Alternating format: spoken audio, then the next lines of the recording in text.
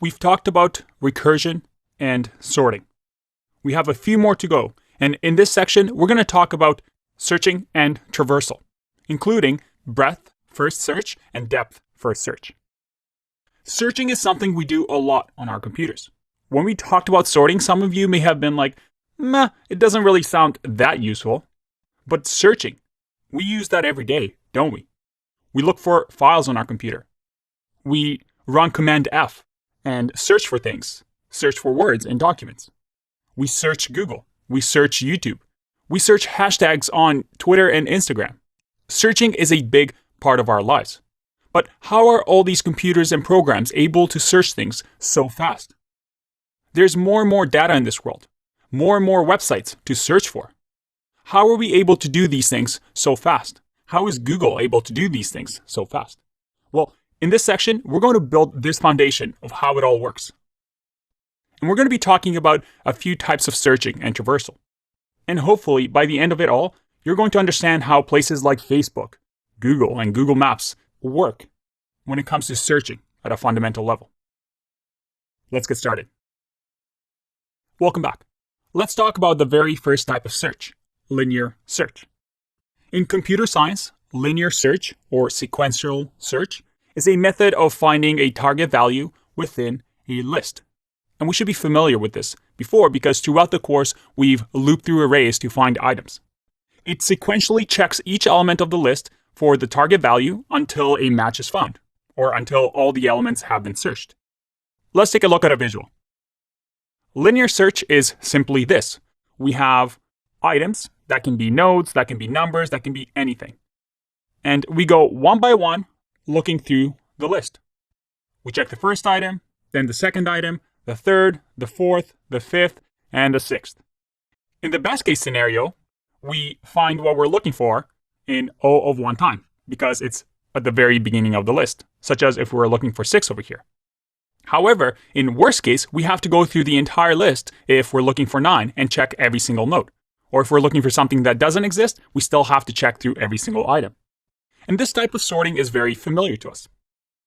For example, if we take a look at JavaScript, I have a list over here of beasts. And let's say we're looking for Godzilla. There's many ways that I could search for this item, Godzilla, in this list. One way of doing it in JavaScript is using index of, which gives me the index where I can find Godzilla.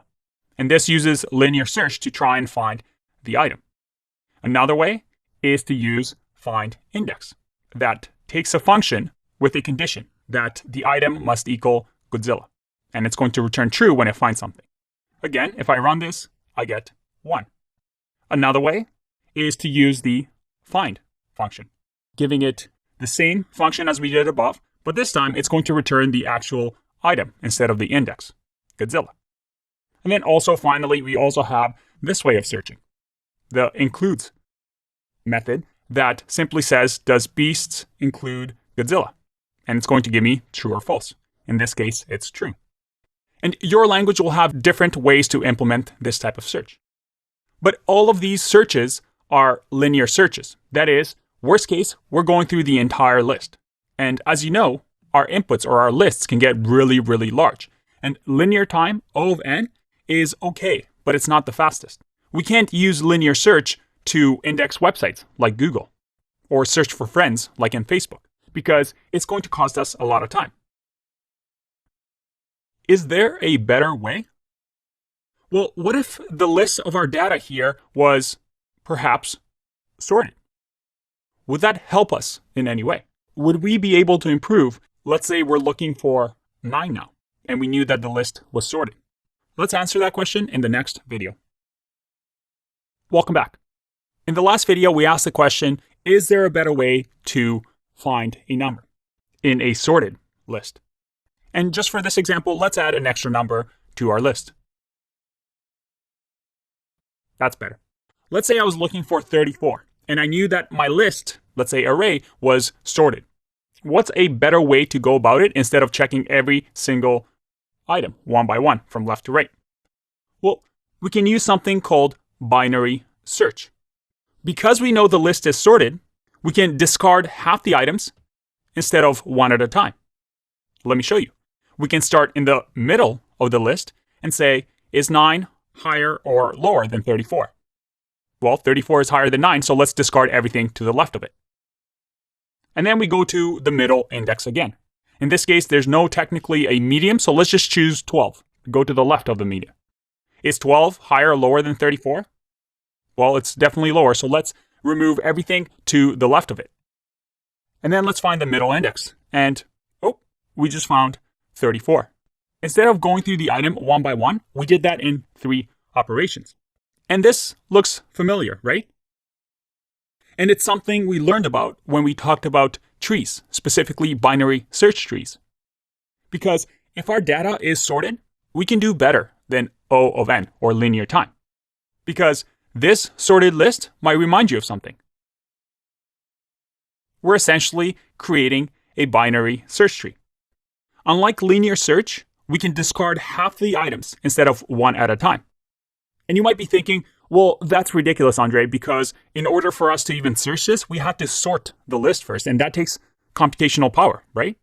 But storing data in a data structure like a tree instead of a linear data structure like an array is actually more efficient.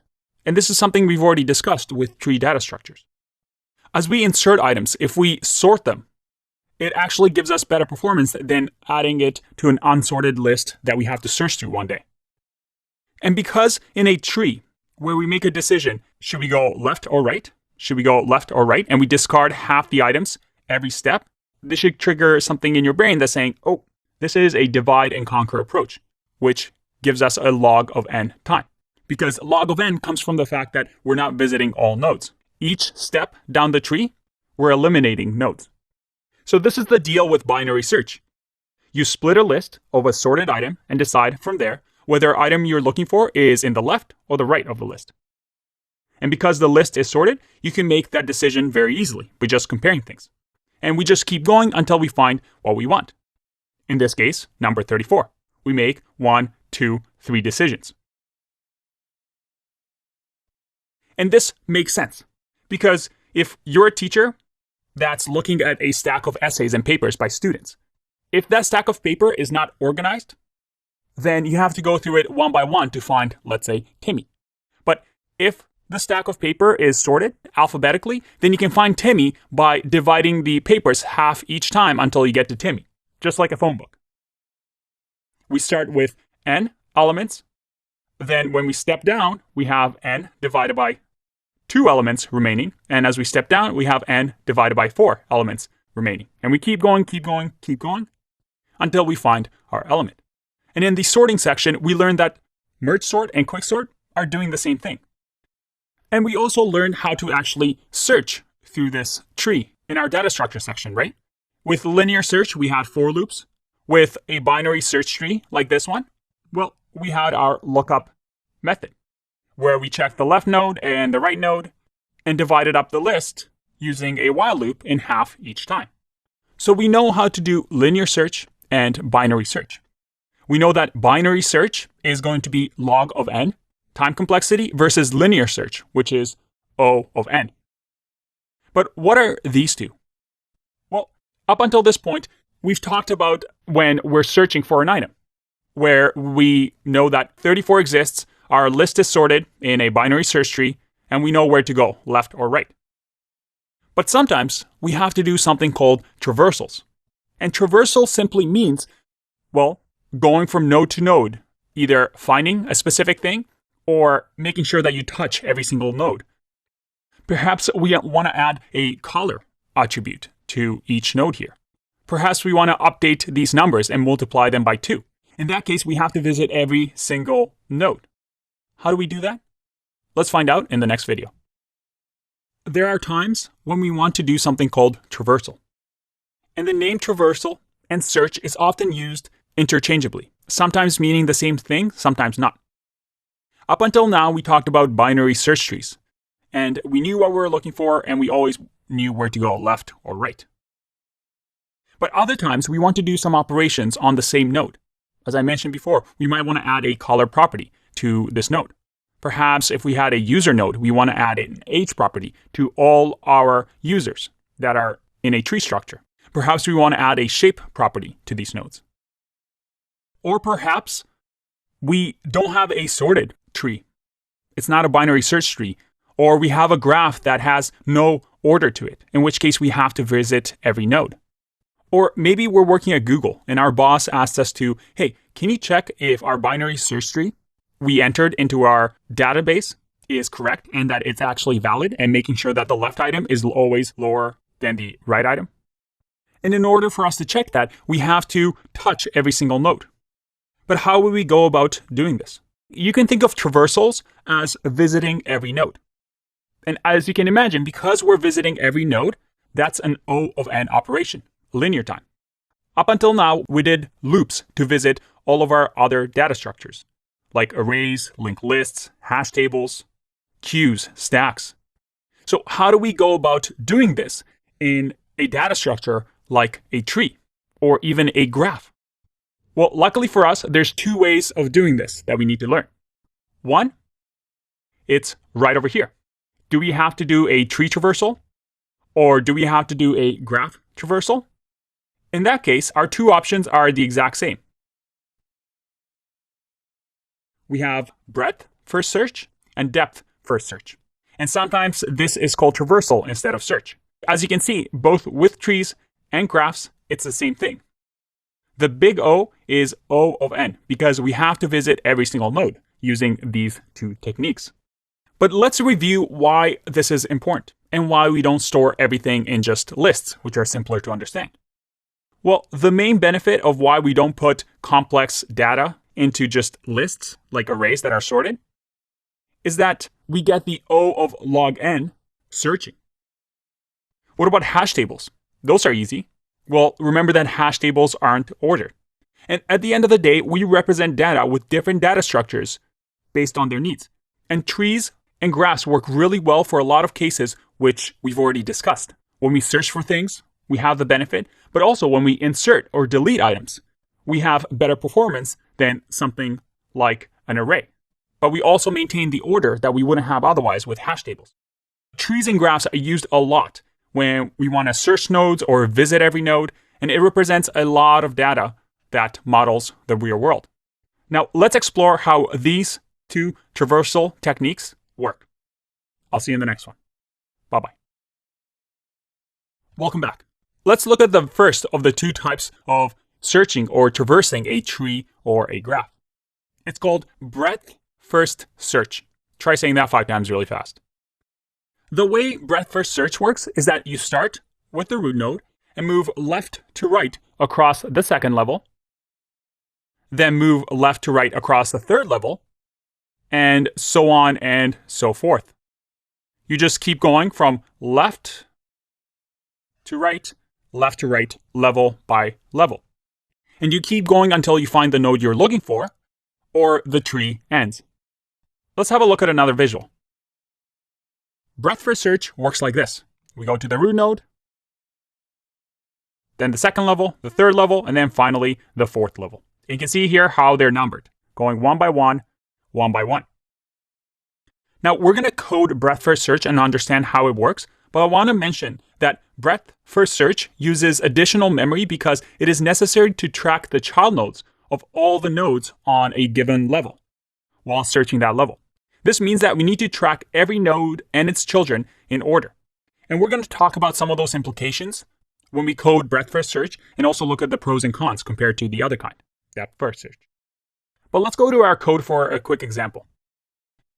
We have here the tree that we created in our tree data structure section, a binary search tree that creates a tree for us that looks like this. 9 is the root node. We have 4 and 20, 1, 6, 15, and 170. If we did breadthFirstSearch, what would you think the order would be if we wanted to convert that into a list? Well, we'd first visit 9, then we'd visit the second level, 4, then 20, and then we'd visit the third level, again going from left to right. We'd visit 1, then 6, then 15, then 170. And using breadthFirstSearch, we're able to create this list. let's have a look at the second way of traversing a tree or a graph, and that is depth first search. Let's have a look.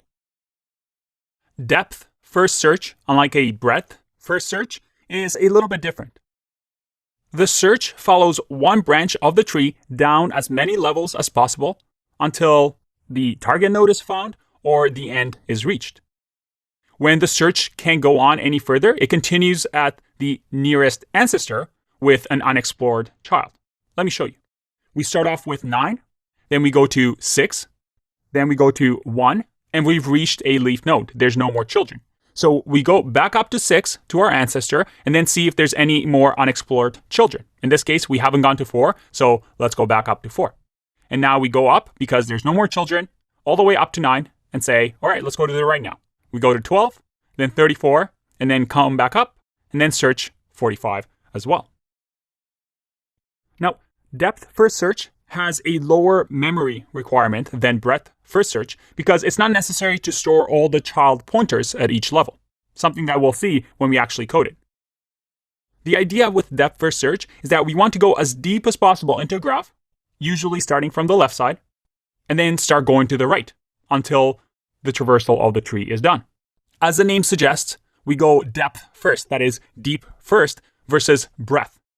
Depth first search looks something like this. Once again, we go all the way down, come back up, all the way down, come back up, all the way down, come back up, all the way down. As you can see, going deep first, then keep going to the right. And I like to think of depth first search as like walking through a maze, right? We're going as far as we can, and when we hit a dead end, well, you turn back around and go to the next point where you can make perhaps a left or a right turn until you get to the end of the maze or the maze ends. So if we go back to our code and we look at breadth first search, we did here breadth first search. What about depth first search? How would that look?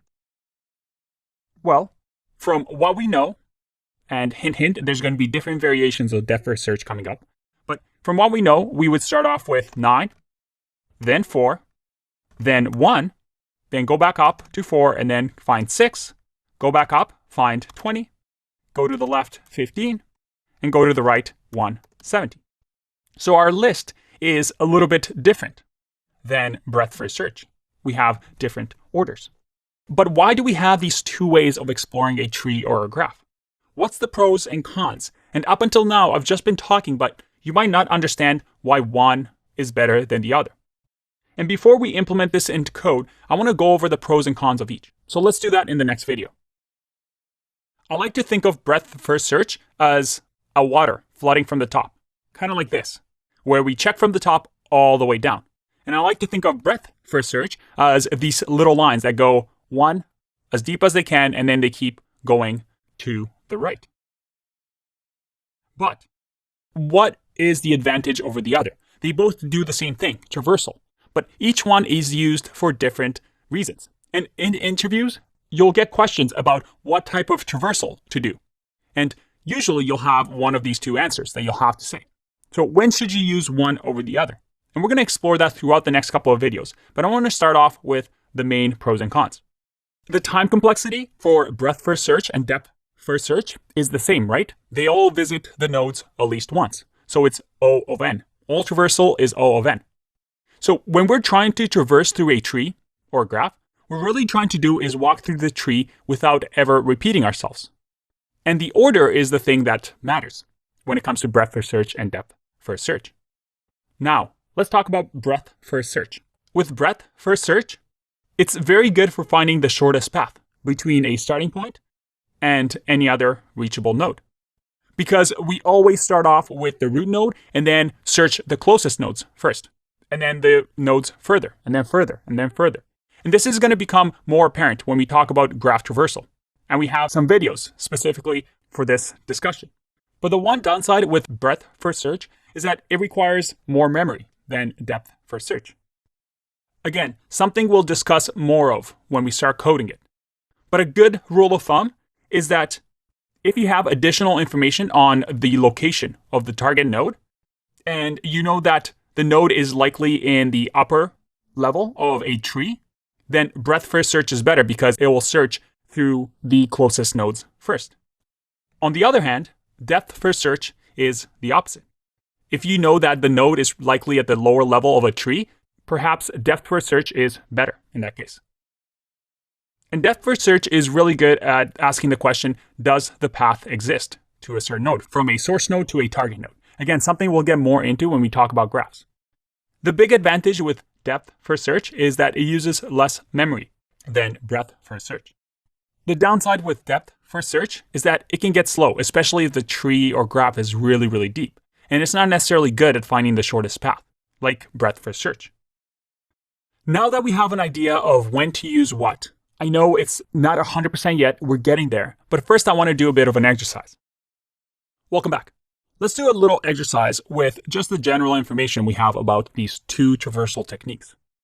I have questions here for you, and underneath it, I want you to answer whether you should use breadthFirstSearch or depthFirstSearch. And these are the type of questions that you're going to get asked in an interview, and it's good to understand. I know that our knowledge isn't complete yet because we haven't coded anything, but I want to lay the foundation so that when we start coding, you understand why we have these things. So give it a go, try and answer these questions, and in the next video, I'll go over the solutions. Bye-bye. Welcome back. How was this exercise? Hopefully it wasn't too difficult. If you're able to answer these questions, you're most likely going to be okay in an interview if you ever get asked about depthFirstSearch or breadthFirstSearch. So let's go over the answers.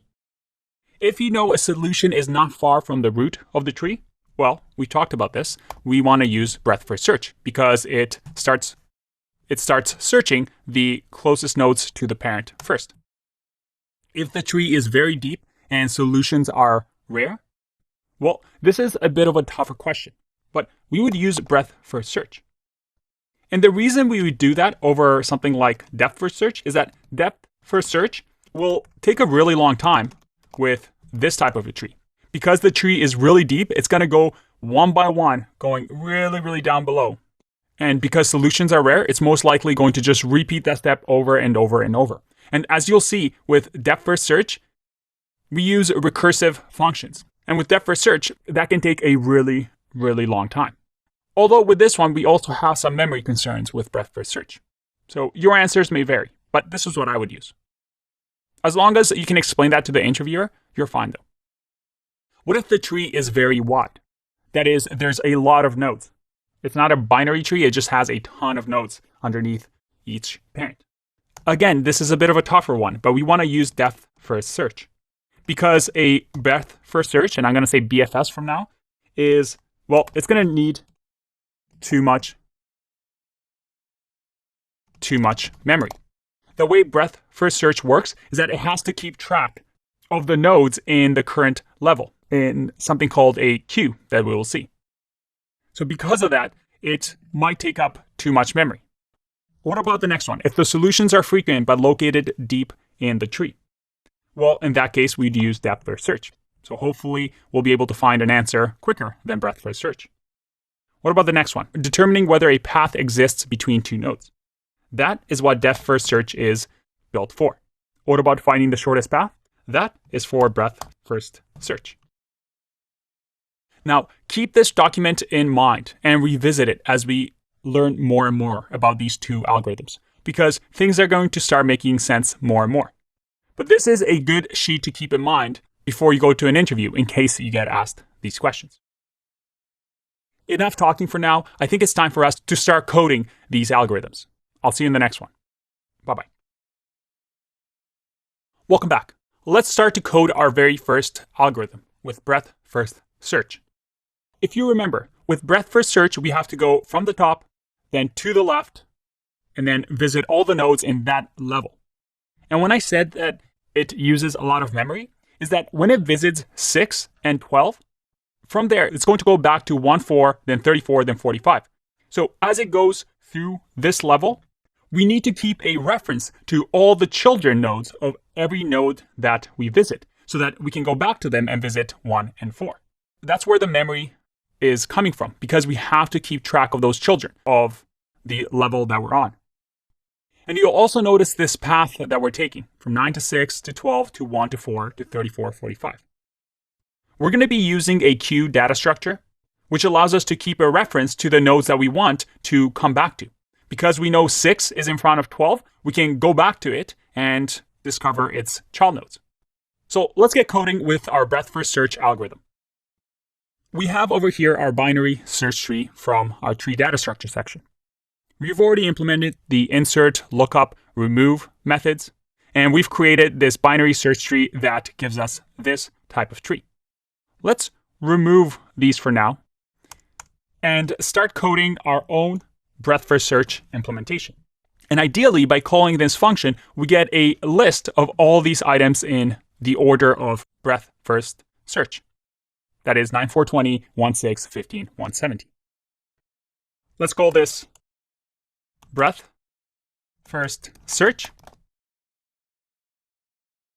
And within here, we need 3 things.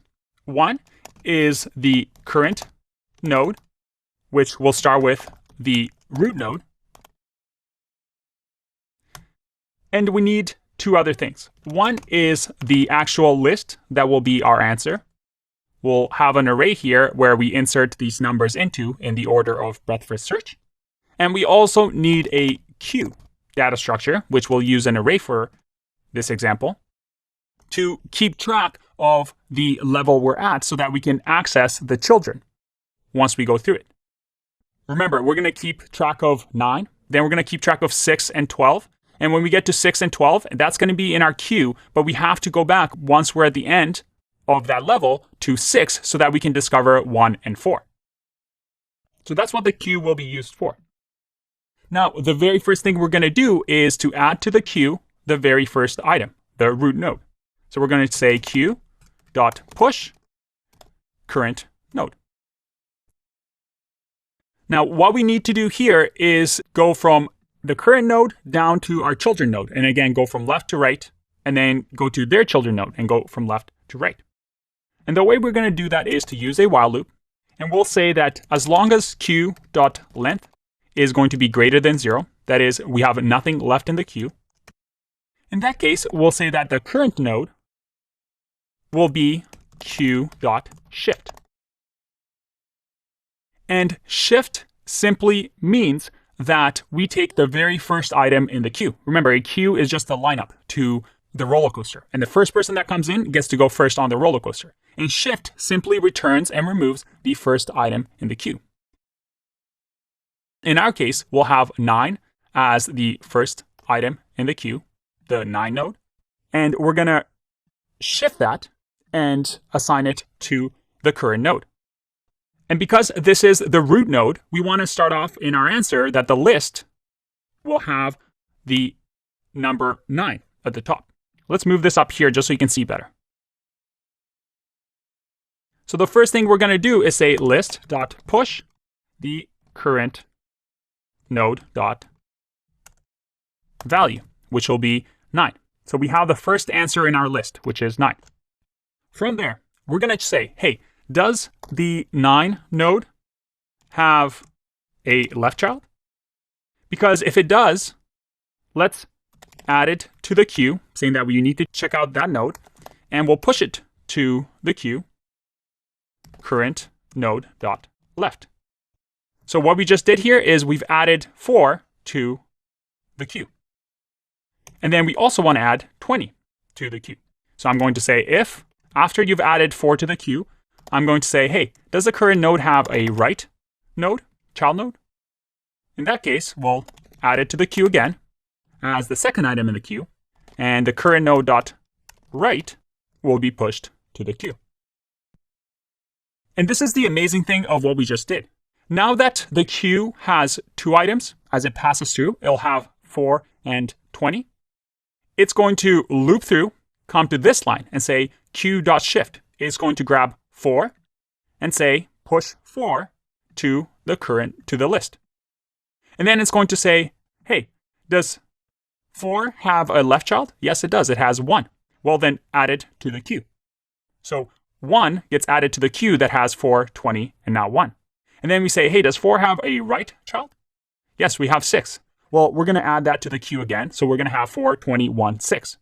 And then we go back to the top and say, what's next in line? Well, we have 20. So let's shift 20, grab that, remove that from our queue, and go through it again. Again, left child will be 15, and right child will be 170.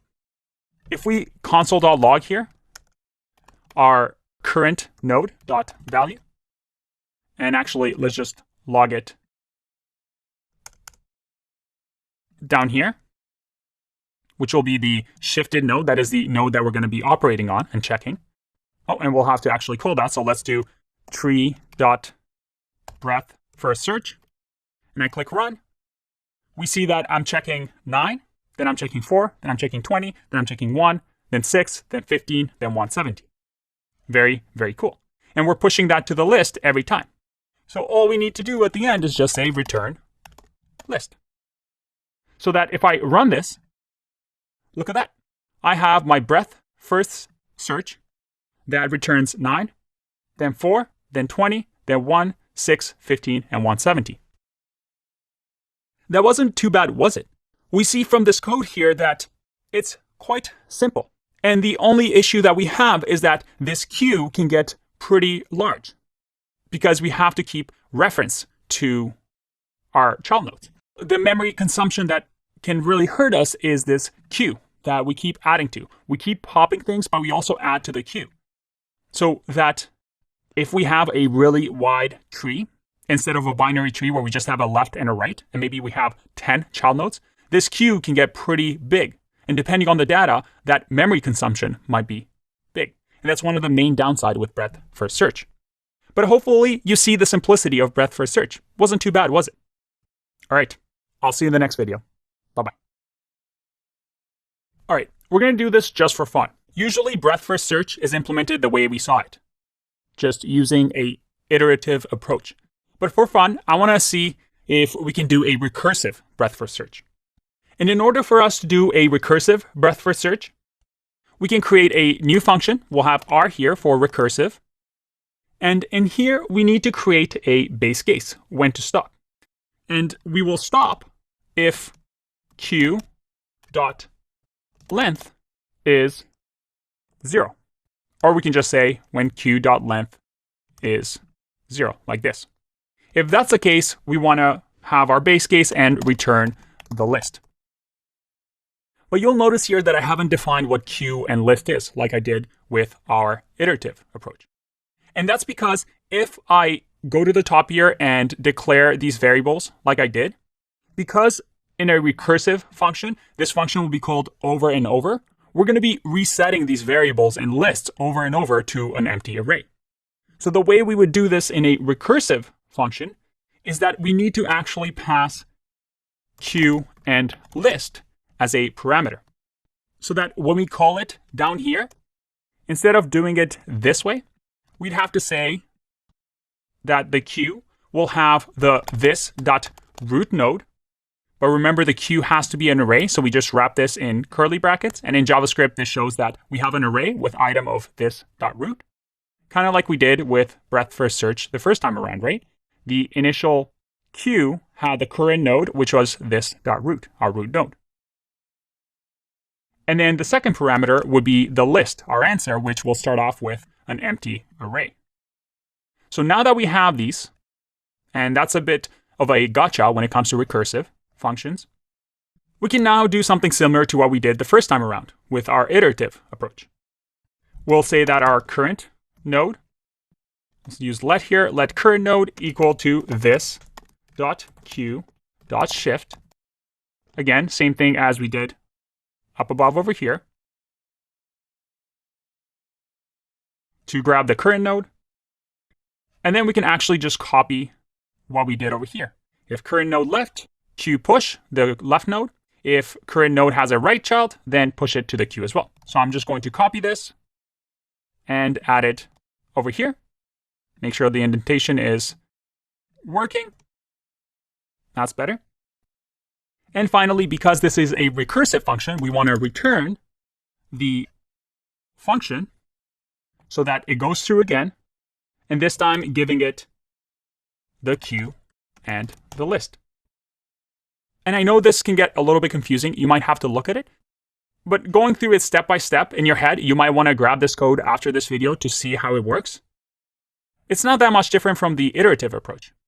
And because this is referring to a method inside of a class, the way it works in JavaScript is we have to say this dot breadthFirstSearch, which refers to the class, use the method within this class. And I notice here that we don't need this for the queue because queue is just a parameter. Now, we also want to make sure that we push to the list when we're in here. So just like we did above, we're going to say list.push the current node.value. Again, exactly like we've done above here, we want to push the list, the value to the list, because the list is our answer. Now, if I click run here, I'm going to get an error. And this is a bit of a gotcha, a little bit JavaScript specific. And one of the reasons that can get frustrating with JavaScript is that this keyword only works when we're inside of the class, the binary search tree class. Outside of this, remember that we have the tree class that we instantiated. So this is tree.root. And if we run this, we now have our list, this time done recursively. I'll leave this for you to play around with and see which one you like better. But both of these now give us the same results. 9-4, 9-4, 20, 1-6, 15, 170. I'll see you in the next video. Bye-bye. Welcome back. Let's talk about depthFirstSearch now. We've implemented our breadthFirstSearch and we feel comfortable for that. But what about depthFirstSearch? Going down our tree and exploring the deepest part of that tree before we come back up and explore the right side of the tree as well. And when it comes to depthFirstSearch, we have to be aware that there's 3 ways that we can actually implement it. It's called InOrder, PreOrder, and PostOrder. Remember how we had the list that we got with breadthFirstSearch? Well, there's 3 different orders that we can return this list with depthFirstSearch. The first one is called InOrder. And it looks something like this. We go with 33, 101, 105. It's called InOrder because in a binary search tree, it gives everything in order. If we take a look at this list, or this tree, ideally in a InOrder traversal, using depthFirstSearch, we would get something like this. We would get 1, then 4, then 6, because we go 1, 4, 6, and then we go 9, and then we go all the way down to 15, and then we come back up to 20, and then to 170. It's in order because, well, look at that. Everything is in order. So this is really useful if you have a binary search tree like this. Another way that you could return it is called PreOrder. And PreOrder starts off from the parent node down to 33 and then down to 105. So we start off with the parent and then grab the child nodes left to right. In our case, it would look something like this. We would start off with 9 because it's the parent one. And then we grab 4 because it's the next one in the list. And then we go 1 as we're traversing all the way down. Remember, we're doing depthFirstSearch, so all the way down. And because we got to the very bottom, we now go back up and down to 6. So we see here we did 4, 1, 6. And then we go to the right side to 20. And then grab 15, then 170. And you're asking yourself, this seems kind of useless. Why would we ever want to use PreOrder? I mean, in order, we had everything in order. Why would we ever need this? And PreOrder is really useful if you want to, for example, recreate a tree, right? Because with PreOrder, I can just go 9 is the root node. Then we have 4 as the left-hand side, 1 as the left-hand side. And then from there, we have 6 on the right, 20 to the right of 9, 15, and then 170. We can recreate a tree really easily because it's ordered for us versus the InOrder method that didn't have that order that we wanted if we wanted to recreate a tree. Another way, and the last way to do this, is called PostOrder. And PostOrder is the last option. That is going all the way down, grabbing 33 and 105, then going to the top, to the parent. So 33, 105, 101. So in our case, a post-ordered depth first search would look like 1, then 6, then 4, and then going back up all the way down to 15, then 170, then 20, and then finally 9. We search the left-hand side first, the children come before the parent, and then we search the right-hand side first, and the children come before the parent. Now, these 3 types of ordering are really specific, and although it may look confusing right now, you'll see that when we write it in code, it's not that difficult. You just need to know that when it comes to depth first search, you have these 3 types of traversals that you can do that you may want to implement depending on your needs. But the easiest way to show you how this works is, well, to actually do it and code it. So let's do that in the next video. Welcome back. Let's implement depth first search using InOrder, PreOrder, and PostOrder. And we're going to start off with InOrder first.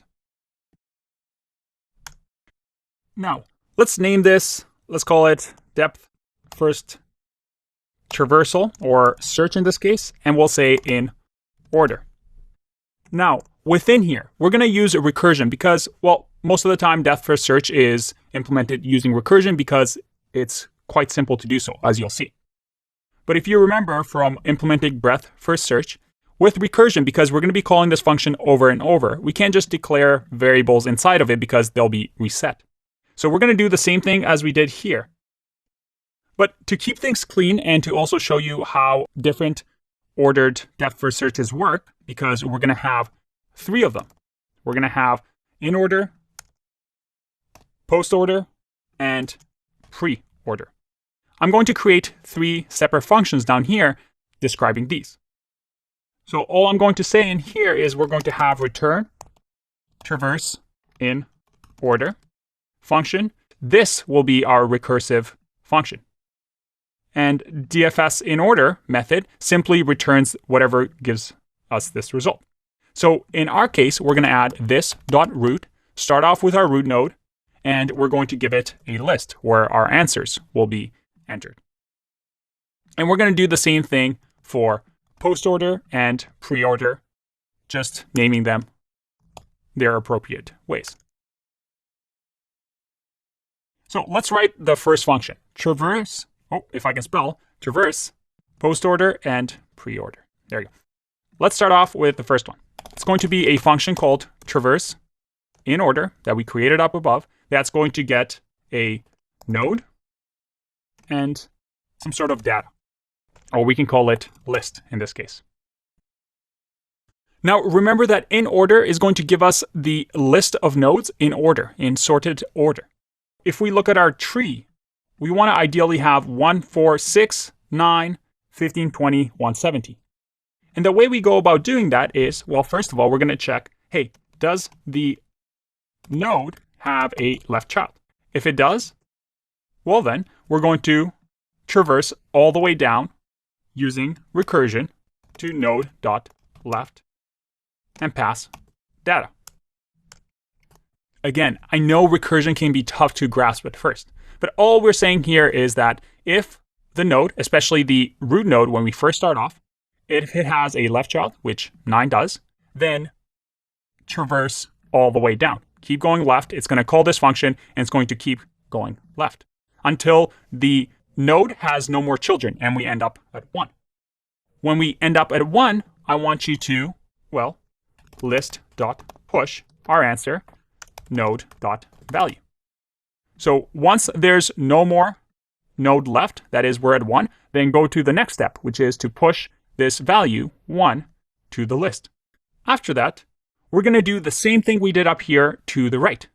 That is, we want to go to check the right now and say, hey, go all the way to the right until there's no more children. And now we have 6.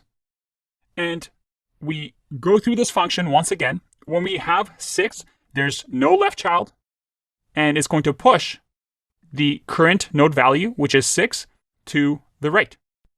So let's actually console log this. And by the way, we want to return, remember, we want to return the list at the end. So I'm going to console.log node.value. And if I click run here, or let's make sure this works, so I'm going to say traverse in order. I'm going to comment out these two and say tree.dfs in order, and we're just going to run this. If I run this, I get data is not defined because, well, this has to be list over here, past the list. There you go. Let's run. And look at that. We have 1, 4, 6, 9, 15, 20, 170. And we see here the path that we took because I console logged here, right? We have 9, 4, 1, then 6, then we go back to 20, 15, then 170. But because we're pushing our answers to the list, after we verified the left nodes and traversed all the way down, the lowest numbers get put into the list. Now, the beauty of this is that implementing the other two now becomes extremely easy because they're very similar. Just the order changes. So the next one, which is traverse, let's say, PreOrder, the only difference now is that, well, we got to make sure that we recursively call the right name. The only difference is that with PreOrder, we want to push at the very beginning, before we get to the very left node.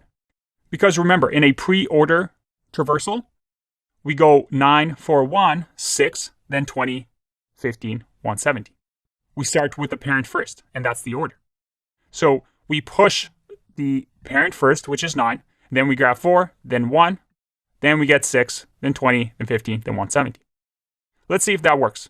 I'm going to change this to PreOrder. Make sure I spell that right. PreOrder, perfect. And then I hit run. And look at that. We went 9, 4, 1, 6, 20, 15, 170. In that order, in the list. Now here, you can pause the video and see if you can implement the last one yourself. It should be fairly simple, right? All right, I'm going to get going. The PostOrder is going to be very similar. We'll say traverse PostOrder. We'll have the list push at the very end. And why is that? Because we check 1, 6, the left and the right, and then the top, 4, then 15, 170, 20, then 9. So the order, as the name suggests, is post, is at the end. So if I change this to PostOrder now, and I hit run, we have, well, the wrong order because I need to make sure I change the names so it's recursive. So we say traverse, PostOrder, not PreOrder. And if I hit run, that's much better. We go 9, 4, 1, and we start adding this to the list. I go 1, 6, 4, then 15, 170, 20, and then 9. And if we print all of these out, and I click run, well, let's remove the console logs from here and just console log each one of these. If I hit run, there's our logs. We have the PostOrder, we have the PreOrder, and then we have the InOrder. All of them are depth first searches, just done in different orders. Now, I'll leave the code for you to explore here.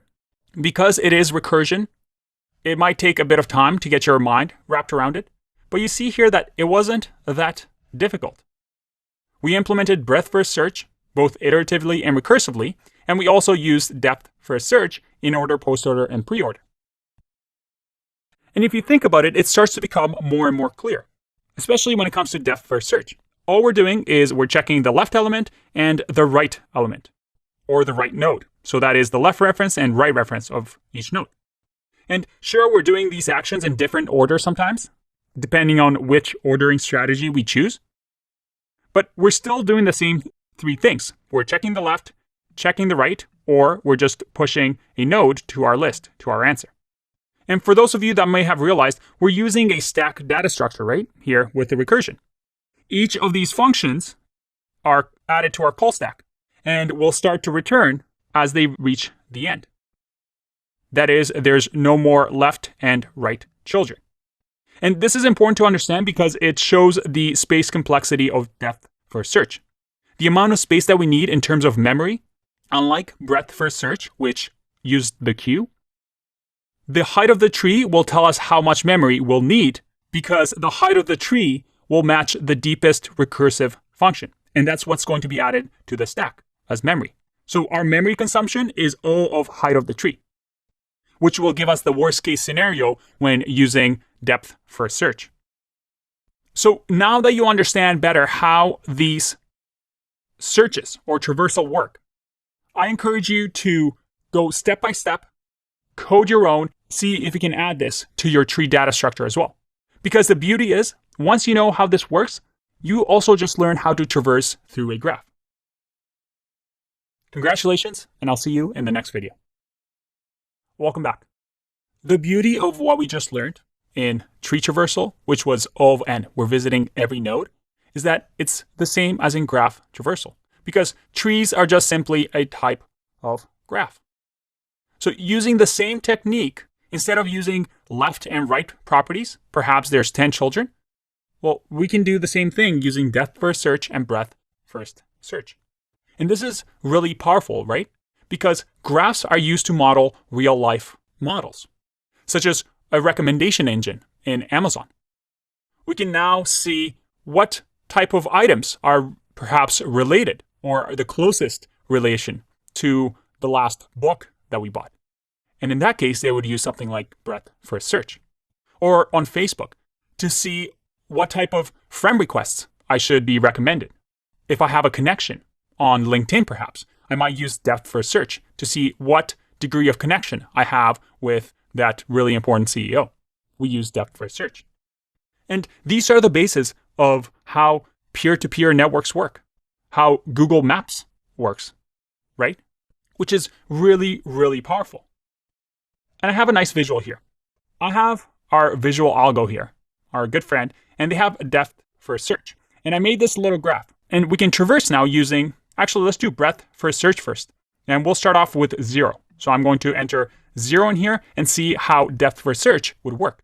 We check all the closest nodes, 1, 3, 4, 5, 6, and then we start with 1. Does it have any children? Yeah, 2, 7, and 8. And then we go next in line. 3, what about 4? What about 5? What about 6? They don't have any children? Okay, let's go, keep going down to the next place that has children. And we traverse the graph, as you can see, starting with our closest neighbors and then going further and further out. With a depth first search, let's say we're starting at 0, and I hit go. We go to 1, then 2, then 7, and then we're going to keep going deeper. 8, we're going to go to 9, then 10. There's no more nodes, so we're going to go all the way back and go to the next in the list. That is 3, then 4, then 5, then 6. So just by looking at this, you might see what I meant when I gave you the information at the beginning of this section. That is, breadth first search is usually good for shortest path. That is, what's the closest to our node? What are the most related items on Amazon? Who are our closest friends on Facebook or closest connections on LinkedIn? Versus depth first search, which is really good to see if something exists. With depth first search, we're able to go really deep into a graph fairly fast than breadth first search that might cost a bit of extra memory. Let's talk about these two algorithms in more detail when it comes to graphs. Welcome back. I encourage you to play with Visual Algo and create your own graph as I talk throughout these videos about depth first search and breadth first search when it comes to graph traversal. The way you can create a graph is to just simply say, draw graph, and you'll be able to create something like this yourself. And then you can explore both depth first and breadth first searches. Now, I'm going to have this animation running while I'm talking, but we'll start off with 0 and do a breadth first search. The unique thing about breadth first search is that it lends itself really nicely to determining the shortest path between any node. Especially when it comes to saying, hey, what's the closest node to 0? That's a really easy question to ask when it comes to breadth first search.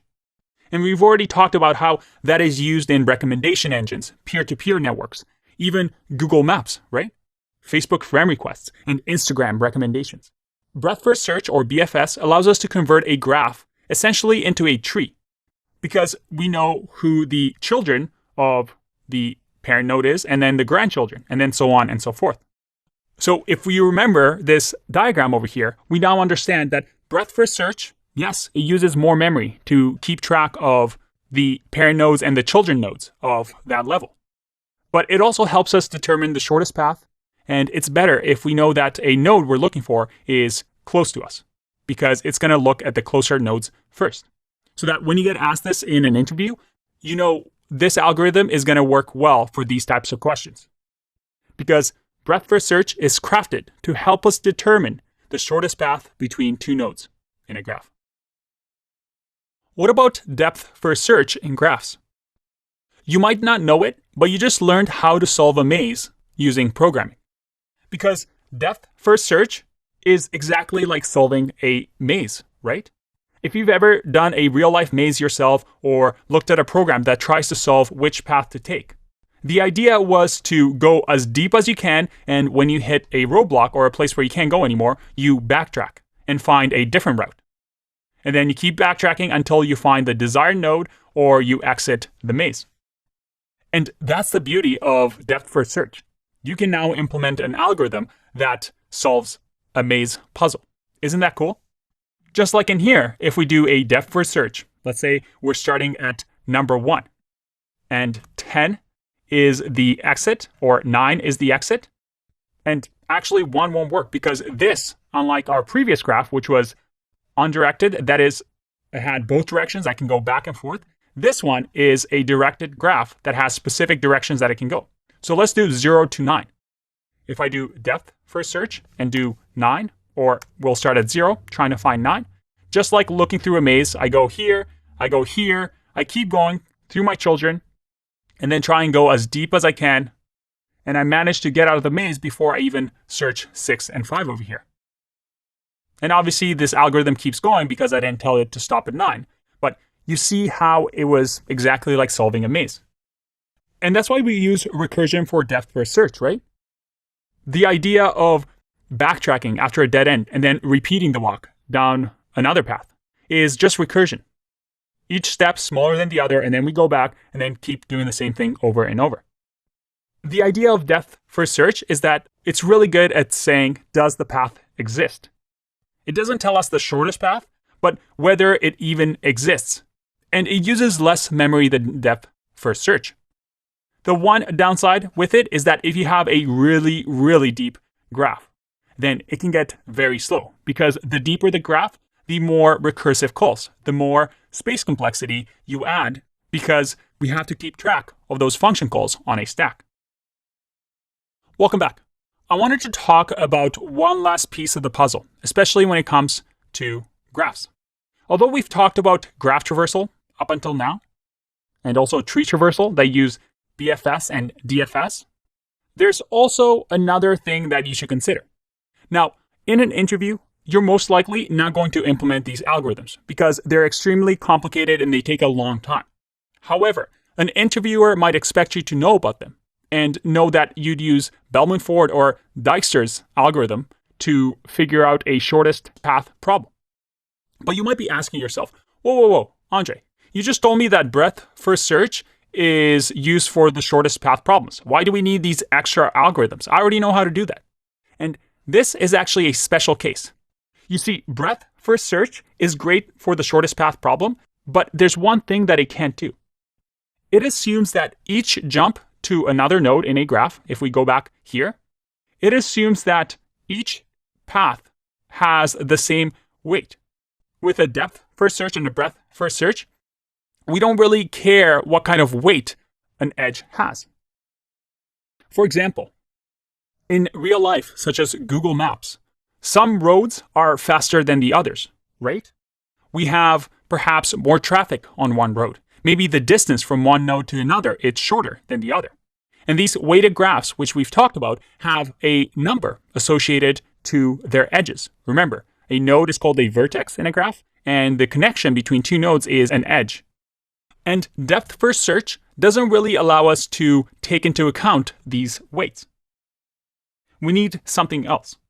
And in an interview, if somebody asks you this, your answer should either be Bellman-Ford or Dijkstra's algorithm that allow us to find the shortest path between two nodes of a weighted graph.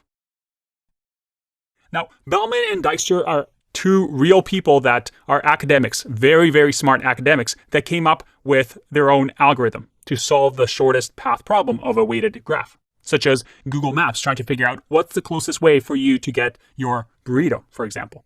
And just a side note, fun fact, this is Richard Bellman, and it's the same person that wrote about dynamic programming, which is an upcoming section in our course. Let's just say that both of these people are very, very smart.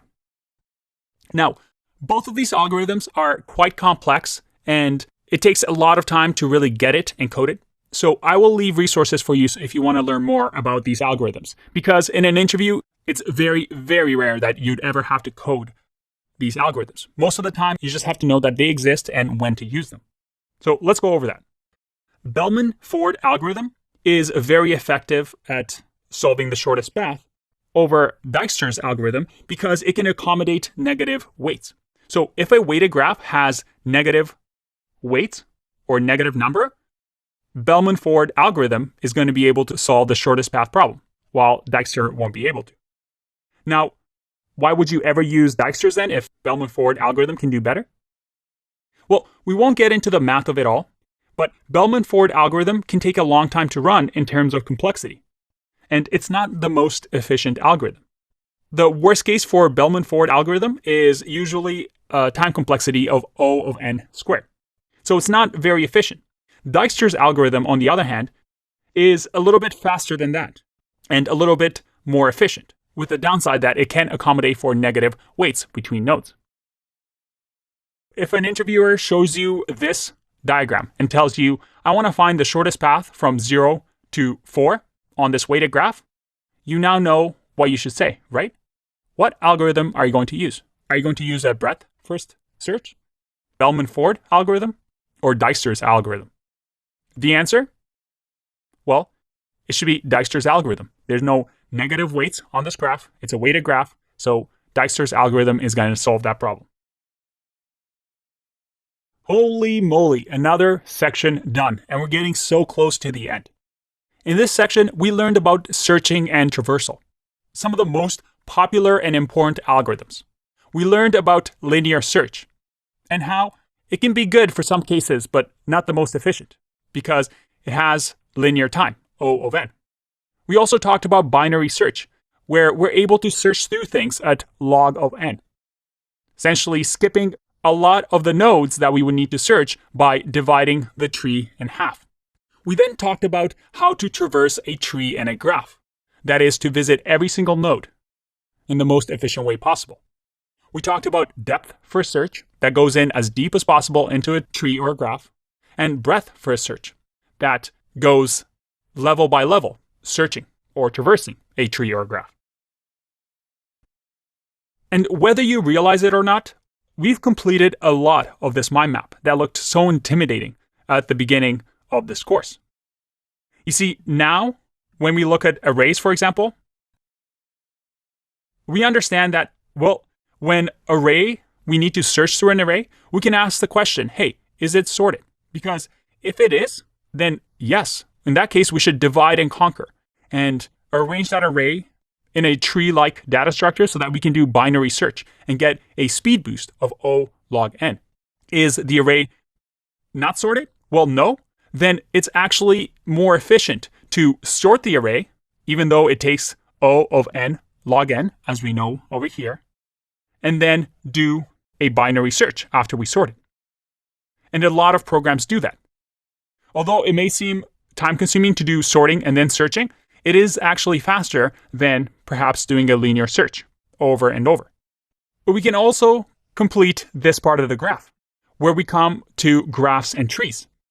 When we do traversals, that is, try and visit a node in a tree or a graph, or all nodes in a tree or a graph, we know that it's going to take O of n. That is, we have to visit every node. It's going to be linear time. But there are ways to traverse these trees using breadthFirstSearch and depthFirstSearch.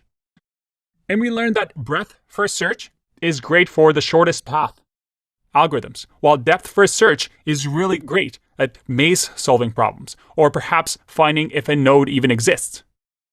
And depthFirstSearch allows us to do InOrder, PostOrder, and PreOrder sorting.